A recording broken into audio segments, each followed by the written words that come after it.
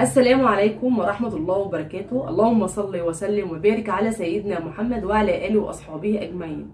يا رب دايما تكونوا بخير وفي صحة وفي أحسن حال. وأهلا وسهلا بحضراتكم جميعا وفيديو جديد.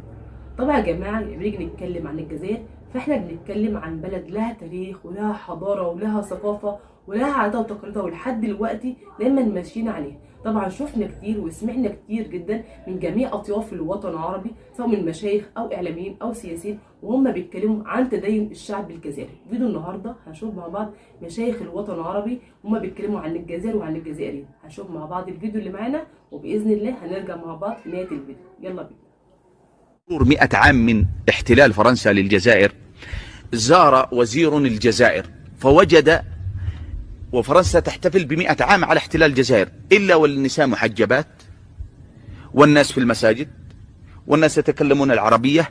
فجن جنون لاكوست وزير المستعمرات الفرنسي آنذاك وأصدر مرسومة، قال ايش ماذا فعلنا بفرنسا إذا كان حالهم هكذا؟ القرآن واللغة العربية والنساء والحجاب، ماذا فعلنا بفرنسا؟ فأصدر مرسومة لفرنسة الجزائر لغة وثقافة وسلوكا. وفعلا انطلقت فرنسا في هذا البرنامج بقوة.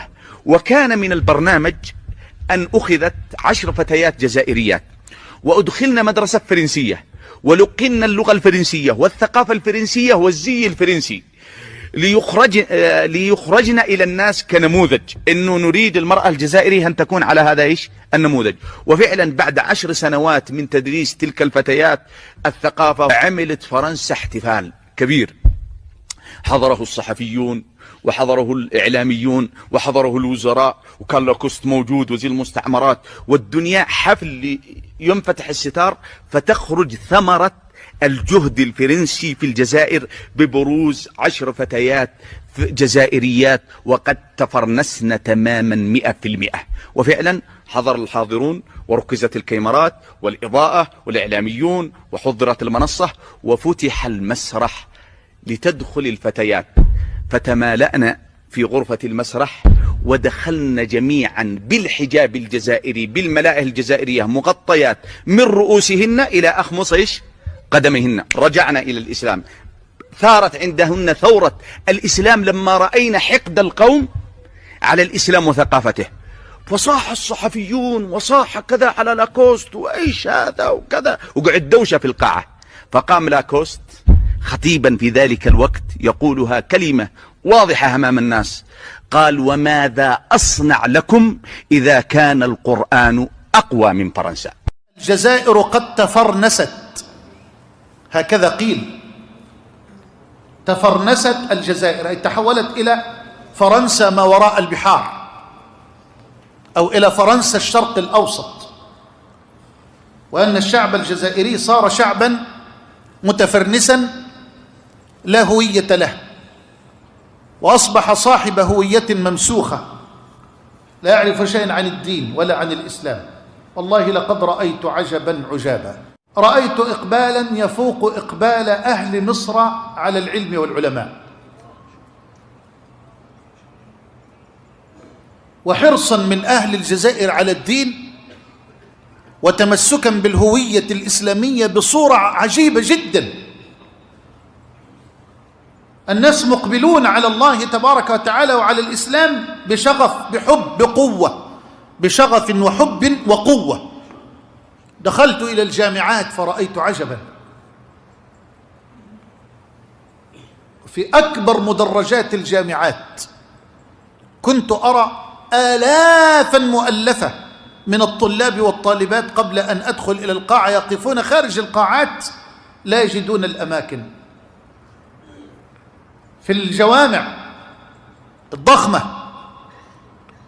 خطبت الجمعة الماضية في جامع الأمير عبد القادر، وهو تقريبا أكبر جامع في دولة الجزائر، بل يقولون أكبر جامع بعد الحرمين.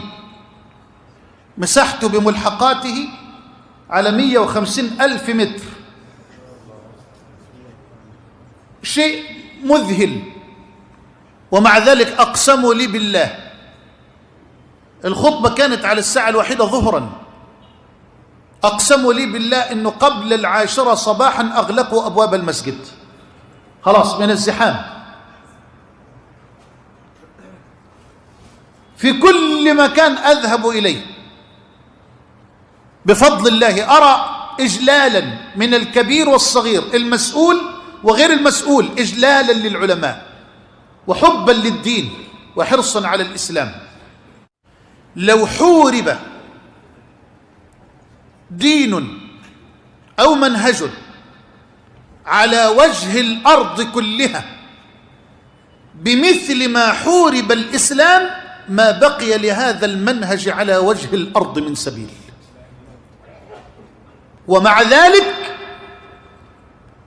يرقص أعداؤنا الذين حاربوا الإسلام طيلة السنوات الماضية هذه الحرب الضروس، يرقصون الآن رقصة الموت لما يرونه من إقبال وميلاد جديد لأمة محمد بن عبد الله. أردت أن أبث لكم ما في قلبي وما رأيته من سرور لأسركم به.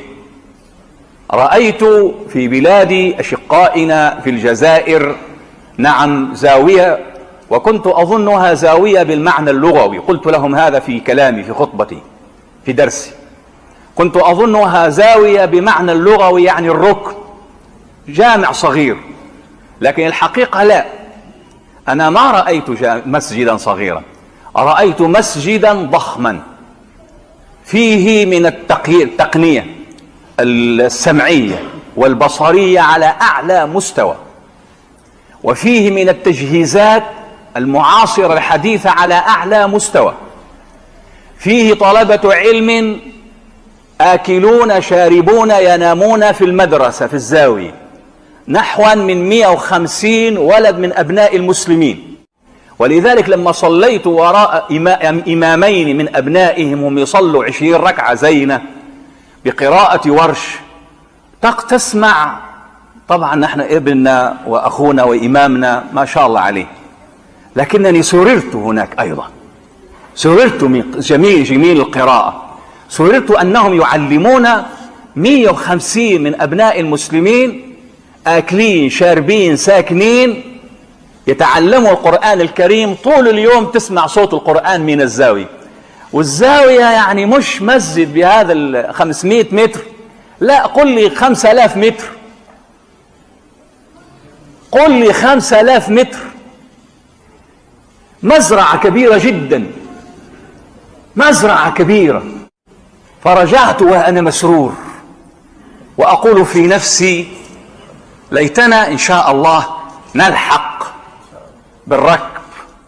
إخواننا في الجزائر بضاع عليهم 11 سنة في هذه المجالس المحمدية، مع ذكر، مع حب النبي، مع حب الصالحين، مع حب الأولياء، يعلمون أبنائهم القرآن والفقه والحلال والحرام بملعقة حب رسول الله.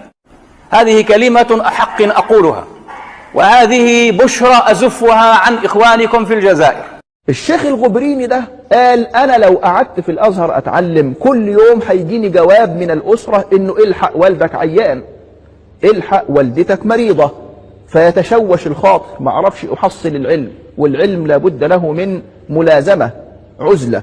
كان الشيخ الغبريني خايف كمان من البرقية الورقية اللي توصلوا بعد أسبوعين 3 من الجزائر.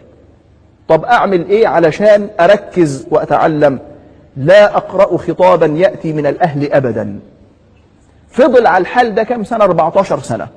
طبعا يا جماعة شفنا بعض النهاردة مشايخ وعلماء الوطن العربي وهم بيتكلموا عن تدين الشعب الجزائري. طبعا كنا عارفين ان فرنسا احتلت الجزائر 132 سنة. طبعا كان الفرنسيين مفكرين نفسهم لما تحتل بقى فرنسا الجزائر خلاص بقى يبقوا واخدين بقى الجنسيه الفرنسيه واللبس الفرنسي والكلام من ده، بس طبعا مستحيل. حتى كمان هنا لما الفرنسيين اخدوا هنا 10 فتيات عشان خاطر يودوهم المدارس الفرنسيه، ولما عشان خاطر يجي يتخرجوا بقى مفكرين بقى لبسهم كله فرنسي وكلام من ده، وينسى بقى الدين والهويه الاسلاميه. فجأة كده والصحافه واقفين اللي هم طلعوا بالزي الجزائري بالحجاب المتغطى من فوق لتحت والناس اتفاجأت. ده يا جماعه بيدل ان الشعب الجزائري دايما متمسك بالهويه الاسلاميه، زي ما قال النهارده هنا الشيخ محمد حسان، بيقول لما كنت نازل ارض الجزائر اتفاجئت بالهويه الاسلاميه، ناس مليئه بالمصلين سواء نساء او شباب او شيوخ. يعني هنا لما تكون انت كده رايح بلد مش بلدك ورايح تعمل فيها خطبه اسلاميه من الساعة 9 الصبح تلاقي الناس مليئة بالمصلين في المساجد. ده يا جماعة بيدل إن هو شعب متمسك بالهوية الإسلامية. عشان كده يا جماعة لما نسمع كده في شهر رمضان أو كمان غير كمان شهر رمضان، لما نشوف كده الفتيات أو هنا الشباب أو الأطفال أو الشباب أو الشيوخ وهم بيطلعوا في المراكز رايح يحفظوهم من القرآن الكريم، ودايما يكونوا الأطفال في الجزائر بهم مصلين، ده يا جماعة بيدل شعب متمسك بالهوية الإسلامية، شعب كده بيحب دينه ودايما متمسك على عاداته وعلى تقاليده. وعلى فكرة يا جماعة فيديو جميل جدا بيدل إن الشعب الجزائري شعب متحفظ بالدين. متشكرة جدا، أسيبكم في رعاية الله وحفظه، والسلام عليكم ورحمة الله وبركاته، مع ألف سلامة لحضراتكم.